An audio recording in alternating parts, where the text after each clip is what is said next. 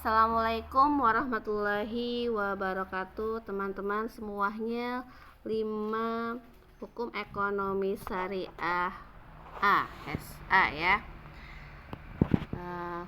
Kali ini Ibu buat video pembelajaran berkaitan studi kasus ya. Studi kasus untuk materi investasi. Seharusnya tadi Ibu sampaikan siang-siang karena kebetulan ada beberapa hal yang harus Ibu kerjakan ya, sehingga Ibu buat video ini dan teman-teman mudah-mudahan bisa menyimak video ini setelah Ibu memberikan linknya, begitu ya teman-teman ya.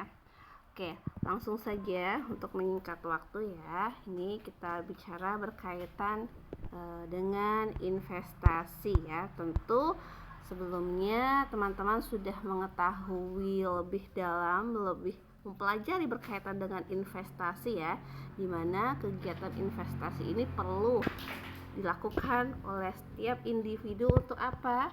Ya tentunya untuk berlangsungnya kehidupan di masa yang akan datang, khususnya berkaitan dalam hal ranah materi, karena dalam investasi tidak jauh dari yang namanya sumber materi gitu ya, dimana investasi ini merupakan kegiatan untuk menempatkan modal ya, berupa apa?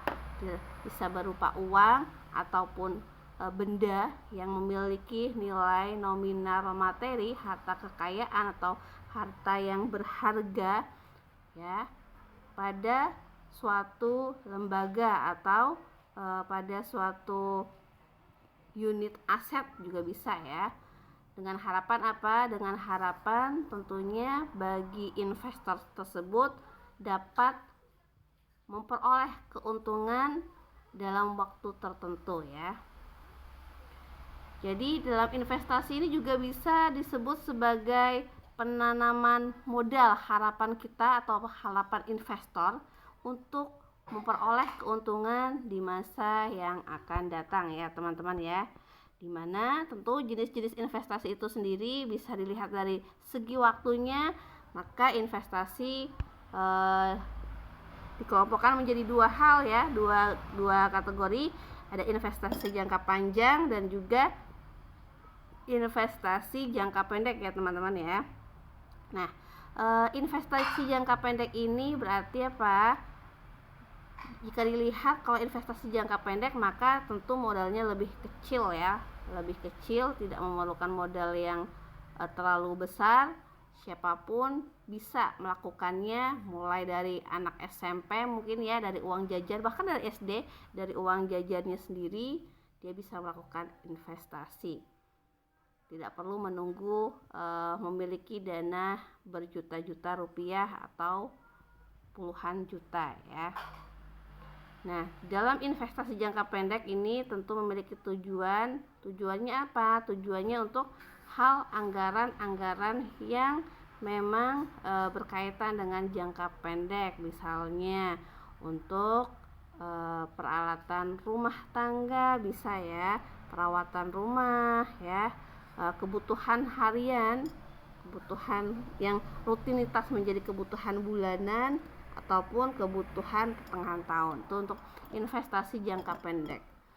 Sementara jangka panjang tentu memiliki kualifikasi yang berbeda ya dari investasi jangka panjang, jangka pendek dari investasi jangka panjang ya, dari investasi jangka pendek yang sebelumnya. Nah, kalau investasi jangka panjang ini sendiri ya teman-teman, bertujuan untuk tentu saja bertujuan untuk apa? Di sini dalam investasi jangka panjang, seseorang investor tentunya mengharapkan perolehan profit ataupun keuntungan ya, keuntungan di masa yang akan datang untuk memenuhi kebutuhannya ya, baik yang itu direncanakan secara khusus ataupun untuk bersifat yang pengalihan resiko darurat ya. Seperti misalnya investasi jangka panjang mengikuti asuransi itu juga masuk ke ranah investasi jangka panjang ya. Terus misalnya tabungan haji gitu ya, umroh, biaya kesehatan, pembelian rumah, pendidikan anak, pernikahan dan sebagainya. Yang memang memiliki waktu relatif lumayan cukup lama, lumayan cukup panjang.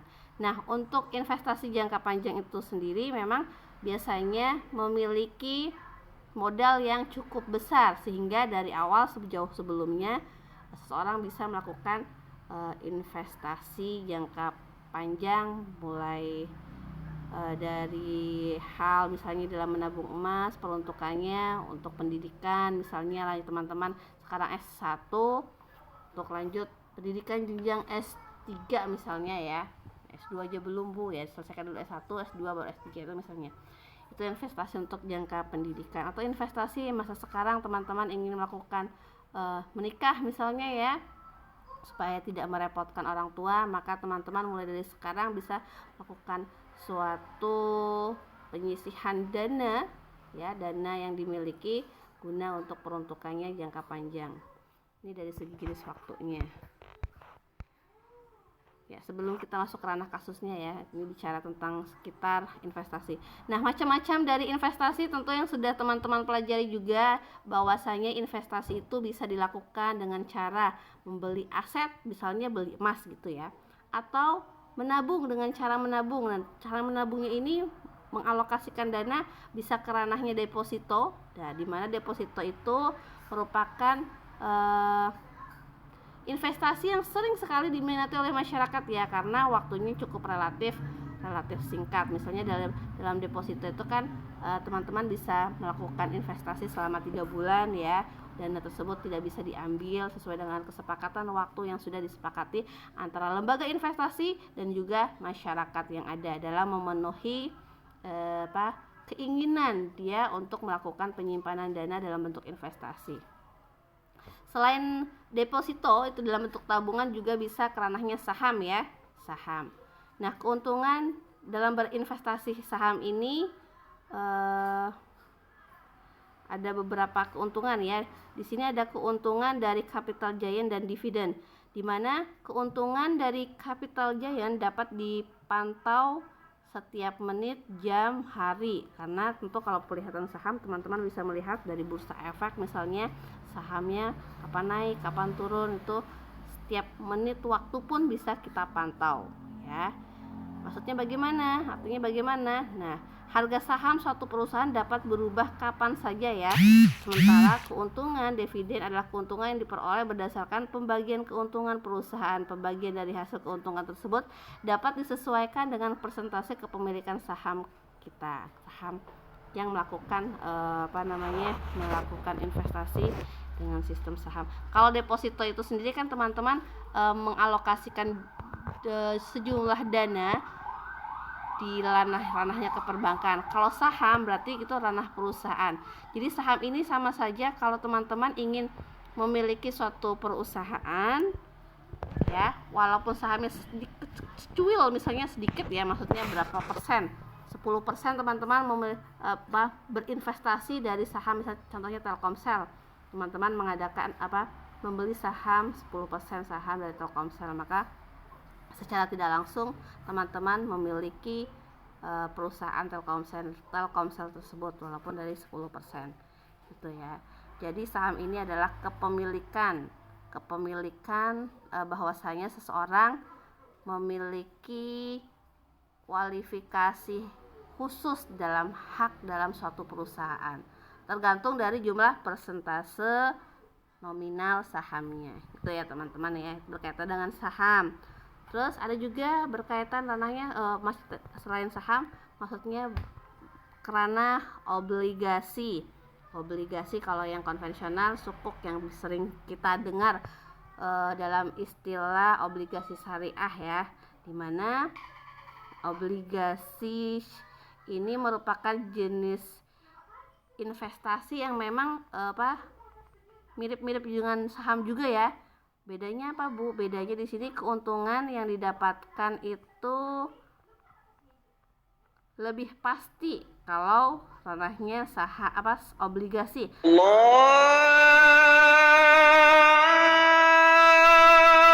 Akbar, Allahu Akbar.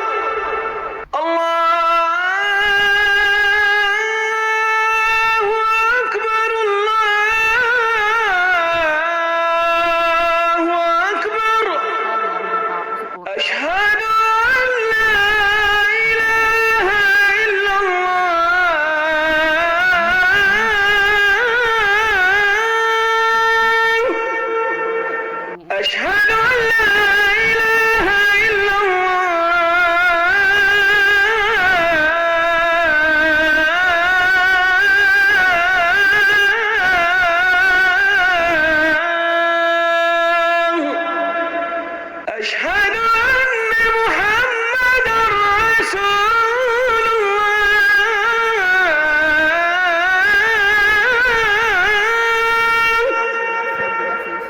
أشهد أن محمدا رسول الله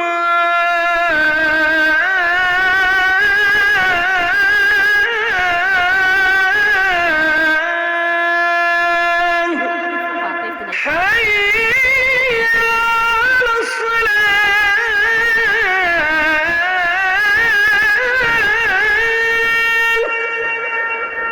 حي على الصلاة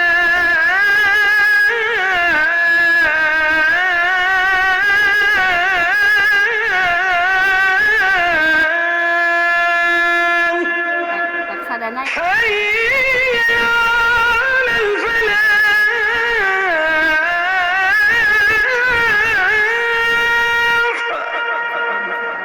حي على الفلاح.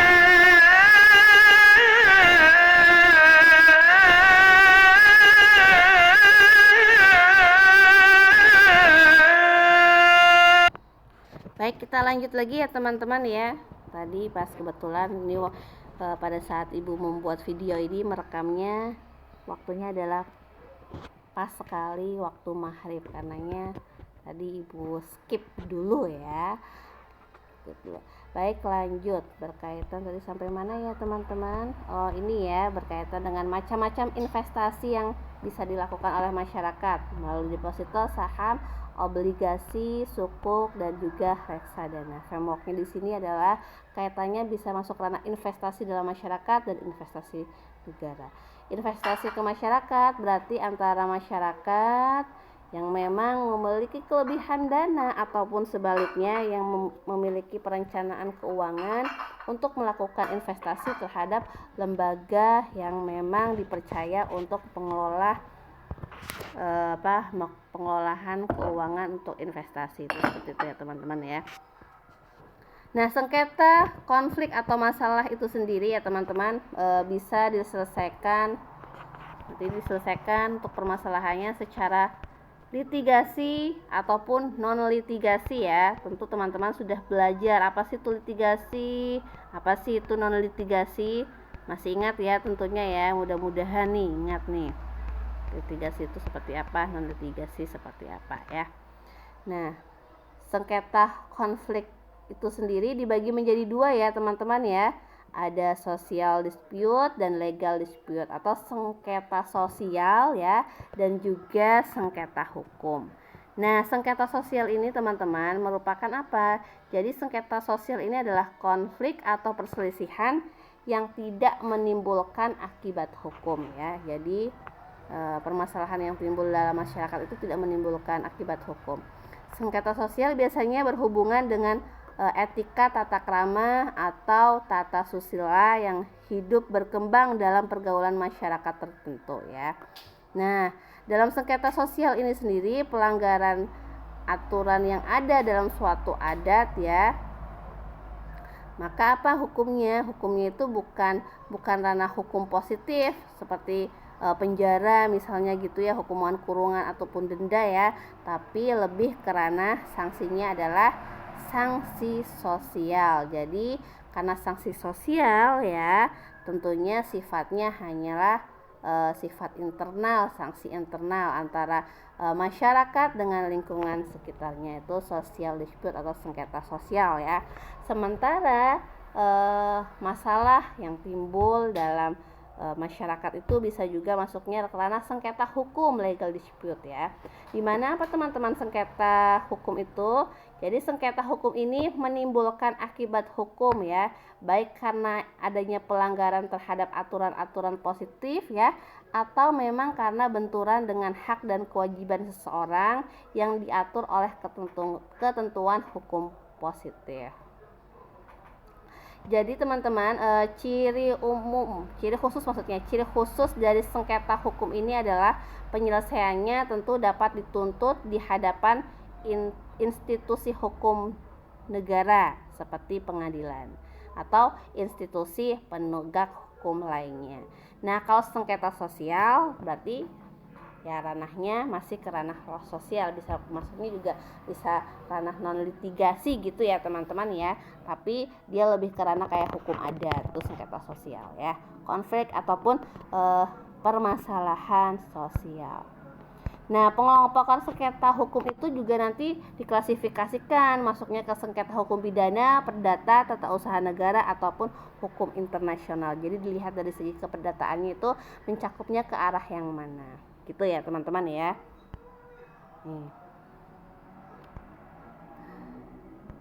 Oke, contoh kasus nih, kita langsung masuknya contoh kasus. Analisa penyelesaian sengketa pasar modal dalam kasus repo ya. Repos agreement. Jadi repo ini adalah jenis transaksi pembiayaan keamanan. Atau dalam repo ini juga dikenal sebagai perjanjian jual dan beli kembali di beberapa pasar, khususnya ke pasar modal ya teman-teman ya. Jadi penggunaan utama repo ini adalah meminjam dan meminjamkan uang tunai, pasar modal. Oke.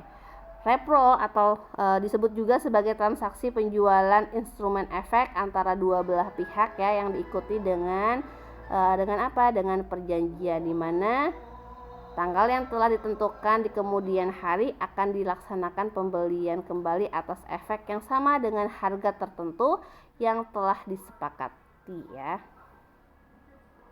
Tentu dalam hal ini akan memicu pembuat pemegang saham untuk melakukan jual saham secara paksa, teman-teman ya.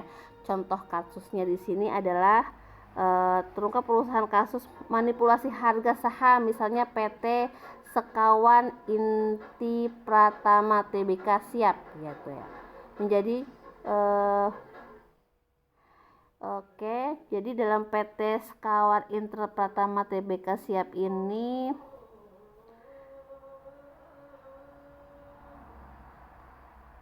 menjadi ujian terhadap kredibilitas otoritas jasa keuangan ya teman-teman, di mana OJK ini salah satunya tugasnya itu adalah mengawasi mengawasi lembaga keuangan. Contohnya adalah pasar modal ya. Jadi dengan adanya kasus yang ada dalam lembaga keuangan ya, tentu akan mempengaruhi masyarakat atau investor ya, yang akan berinvestasi pada lembaga tersebut ya, atau calon-calon investornya. Nah, para investor atau masyarakat yang akan berinvestasi ya, menanamkan modalnya tersebut, dalam kasus ini menjadi sasaran dari praktek rekayasa harga saham. Adapun indikasi pelanggaran dalam pasar modal itu. Jadi dalam kasus PT Sekawan Inti Pratama ya teman-teman ya, itu terdapat rekayasa manipulasi harga sahamnya ya. Jadi dari permasalahan yang timbul di sini ya, PT Sekawan Inti Pratama Tbk Siap dalam 1 tahun terakhir, khususnya di BEI atau Bursa Efek Indonesia ya, sudah berkali-kali menghentikan transaksi saham siap. Jadi saham siap ini maksudnya saham milik PT Sekawan Inti Pratama Tbk ya teman-teman ya. Nah, karena harganya ini bergerak tidak wajar, pergerakan harga yang tidak wajar ini tidak didukung oleh aksi korporasi dan fundamental keuangan yang solid ya. Dimana pada saat itu ya PT Sekawan Intermedia Siap ini pada waktu itu maksudnya ya, ini masih dalam suatu sistem kerugian di tahun 2021. Jadi mereka memanipulasi harga saham yang ditawarkan oleh PT Sekawan Inti Pratama, yang memang sebetulnya harus kondisi realnya itu rendah ya, tapi dijual dengan dengan harga yang tinggi. Itu menjadi permasalahan ya. Terus selanjutnya PT Sekawan Inti Pratama Tbk Siap ini ya mengubah lini bisnis dari sektor plastik dan sektor plastik dan kemasan menjadi pertambangan. Awalnya ya sektor plastik menjadi pertambangan. Oke. Terus akhirnya apa? Hal tersebut akan berujung pada suatu pelanggaran hak pemegang saham ya. Di sini kebetulan pada tahun 2017 disinyalir ya atau diindikasikan di sana memiliki suatu pemanipulasian harga saham bisa mencapai 4,68 triliun di tahun 2017-nya ya. Nah, dalam kasus ini, kasus PT Sekawan Inti Pratama Tbk Siap ini ya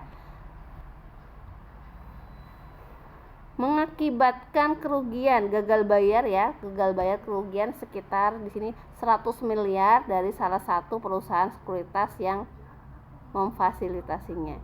Jadi transaksi saham PT Sekawan Inti Pratama Tbk Siap ini ya. Jadi beberapa perusahaan yang memiliki saham di PT tersebut ya. Dalam transaksi sekuritas tentunya. Jadi banyak perusahaan sekuritas yang terlibat atau sengaja melakukan transaksi dalam PT Sekawan Inti Pratama ini ya, diidentifikasi atau dicurigai mereka memang curang. Dan kasus tersebut OJK sebagai salah satu lembaga yang memang fungsinya itu untuk apa? Untuk mengawasi jalannya lembaga keuangan tuh mengetahui, maka ditangani oleh kasus OJK. Dan dari pemeriksaan OJK ini menemukan dugaan tindak pidana pasar modal ya yang dilakukan manajemen PT tersebut atau manajemen PT Siap untuk dalam pengolahan saham. Nah, kemudian kasus ini meningkat dari status perkara ke level penyidikan, berarti udah ini masuknya ke ranah pidana jadi ya teman-teman ya, karena ada manipulasi data. Terus dalam hal ini OJK tetap berhati-hati dan proses penyidikannya karena melibatkan emiten, broker dan investor juga. Terus kasus dari perusahaan Siap ini ya, semua saham itu bermula di tahun Oktober 2015 tadi masuk ke 2022 ya teman-teman ya, di mana Bursa Efek Indonesia ini menemukan kejanggalan atas transaksi saham Siap yang dilakukan beberapa broker. Pada akhirnya otoritas pasar modal melakukan suspensi kepada sejumlah broker termasuk Dana Reksa Sekuritas atas kasusnya PT tersebut atau dalam hal ini saham Siapnya. Kemudian Bursa Efek Indonesia menambah pasal dalam aturan terkait negosiasi agar menghindari kasus serupa terjadi di kemudian hari. Ini bisa masuknya ke ranah perjanjian antara saham yang diberikan saham Siap saham Siap terhadap emiten yang ada dalam PT tersebut. Itu ya. Ketentuan yang ada kebetulan dalam kasus ini tercantum dalam peraturan nomor ke-2A tentang perdagangan efek bersifat ekuitas ya dalam menyelesaikan sengketa. Kasus ini tidak menggunakan litigasi dalam penyelesaian sengketa karena ditangani langsung oleh OJK yang berakhir dari keputusan Bursa Efek Indonesia untuk mensuspensi segala hal yang berkaitan dengan saham Siap. Jadi berarti nih kasusnya TBK Sekawan Inti Pratama ini masih ke ranahnya non litigasi yang diselesaikan oleh OJK ya. Oleh OJK.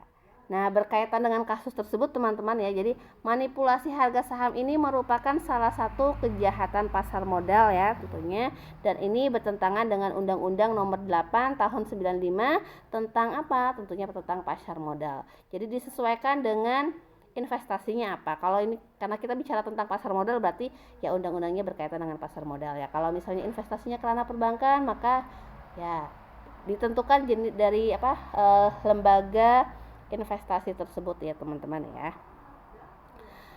Oke. Terus tadi sampai mana ya? Oke, Undang-Undang Pasar Modal tadi Undang-Undang Nomor 8 tahun 95 ya. Khususnya dalam pasal 91, 92 dan pada pasal 91 ini juga menyatakan bahwa setiap pihak dilarang melakukan tindakan baik langsung maupun tidak langsung dengan tujuan untuk menciptakan gambaran semua ataupun untuk menciptakan gambaran semua atau menyesatkan mengenai kegiatan perdagangan, keadaan pasar, harga efek di bursa efek.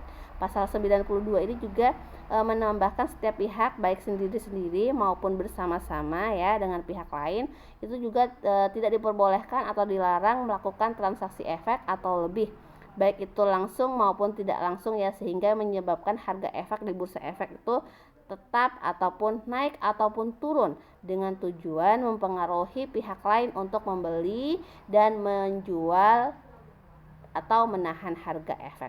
Jadi kan sebetulnya kasus di PT Sekawan Inter Pratama pada saat itu sebetulnya kan sedang mengalami kerugian ya, tapi untuk mendapatkan minat ya, mencari investor ya, mendapatkan minat masyarakat untuk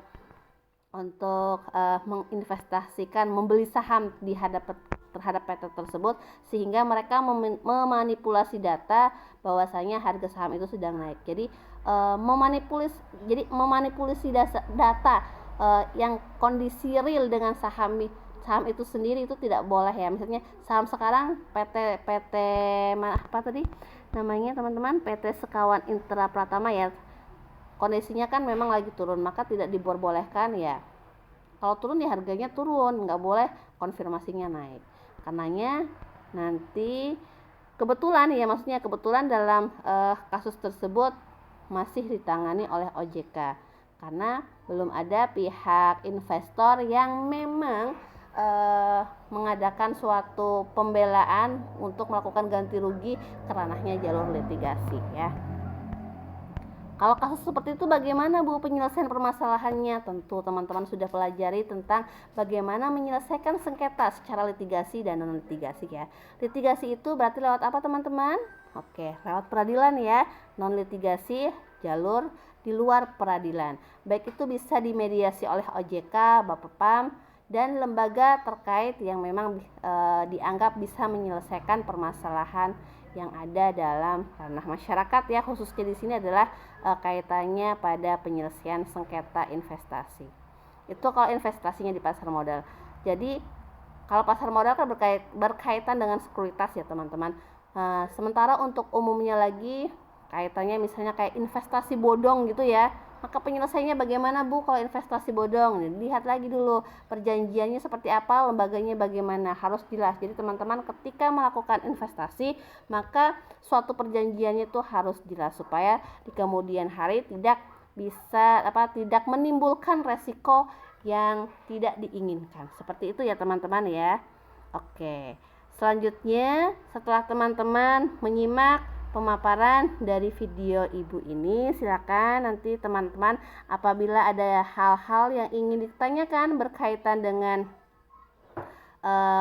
permasalahan kasus investasi, contoh kasus investasi, baik itu yang ibu sampaikan tadi ataupun dari beberapa permasalahan yang mungkin teman-teman jumpai di ranah masyarakat, bisa ditanyakan lewat WA group ya nantinya setelah teman-teman menyimak dan mendengarkan informasi yang sudah ibu berikan pada saat ini gitu ya teman-teman. Selanjutnya nih ibu informasikan kembali nih ya kisi-kisi untuk ujian akhir semesternya. Teman-teman silakan pelajari atau perdalami lagi materi tiap kelompok masing-masing ya. Jadi silakan tiap kelompok dapatnya apa itu dari kelompok awal sampai terakhir 10 dipelajari setiap kelompok dicermati dan dipahami masing-masing ya. Terus selain tentang tugas kelompoknya itu di pendalaman tugas kelompok, teman-teman silakan pelajari berkaitan dengan hukum penanaman modal, hukum penyelesaian sengketa investasi, macam investasi, pasar modal, hukum perizinan dan pengembangan dalam penanaman modal serta globalisasi dan juga investasi. Seperti itu ya teman-teman semuanya. Oke, tetap selalu jaga kesehatan. Ibu tunggu kalau misalnya ada hal-hal yang ingin ditanyakan dari materi sebagaimana yang sudah Ibu sampaikan.